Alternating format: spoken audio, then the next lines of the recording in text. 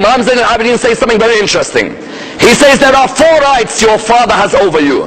The first of them, never call him by his name.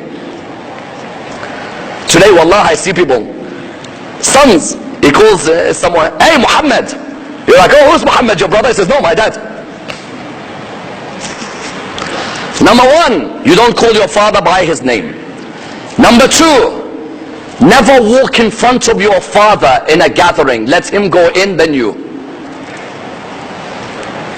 Some of us, when we come home, when we get out of the car, we've run inside, remote control, watching, sitting. The father's outside, the poor man with the shopping bags.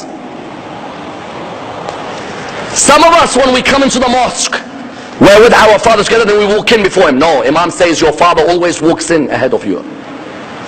Number 3, and quite beautifully, don't sit down in a gathering until your father sat down. When your father sits, then you sit. I remember one famous speaker, his son, I would always see him when the dad is walking to Mimbar, about to give lecture. Wherever the son is in the crowd, he'll stand. Until the dad sits, then he sits where he is. I asked him one day, I said to him, whenever your dad goes up to give lectures, you're in the crowd, I see you, you stand up until your dad sits. He goes, yes. Imam Zain al-Abidin says, don't sit until your dad sits. My dad stood up, I have to stand up. When my dad then sits, only then I sit. Number 3. Number 4, the most important. Don't do anything that brings abuse to your dad's reputation. Youth in the crowd today. Youth listening around the world. I know some of you enjoy the world of drugs. I know. You don't need to think that I live in a different planet to you. Look at me, you'll realize I'm in the same planet as you. I know there are some of you who are smoking the drugs without your dads knowing. And between you and your dads, you may think, between you and yourself, you may think this is right. If you're not going to stop it because it's haram, at least stop it so you don't damage dad's reputation. Because when the community sees your dad, they'll say, look at him, he comes to the mosque, his son is like this. Imam says, don't do things which bring abuse to your dad's rep. Those of you who are drinking alcohol around the Muslim world who listen to this lecture, I know you may justify it. I know you may say you're not religious at the moment. I don't care. Just don't do things that hurt your dad's rep. Your dad's worked hard to look after you in this world. I had a friend of mine in the Iraqi community. He was getting married. He said to me, would you come to the wedding? Now you know, people like myself, we're only invited to nikah. No one invites us to receptions.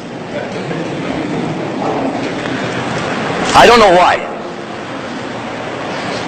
They always invite me to the boring events. I get invited to the nikah. I hear next day there's a great reception, no one ever invites me. Why?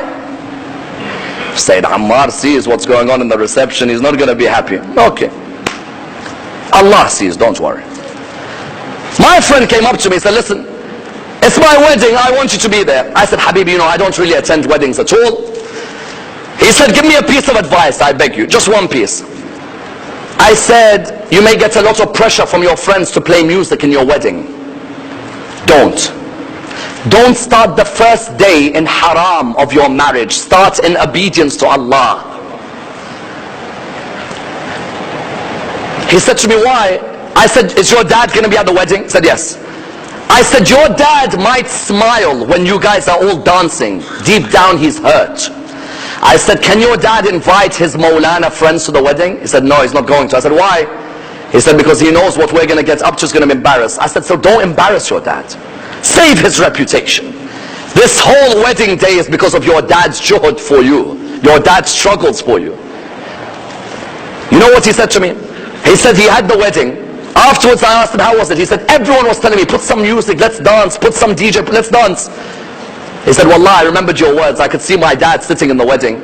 I said to him, no music in my wedding. No way. No way. There is not going to be any music. This is my wedding, my father. I'm not going to damage his reputation. I'm not going to have the whole community saying, this is what his son does.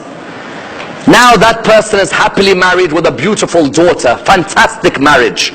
And whenever he sees me, he tells me, that day I started in halal, yes, until now I see the rewards of my marriage.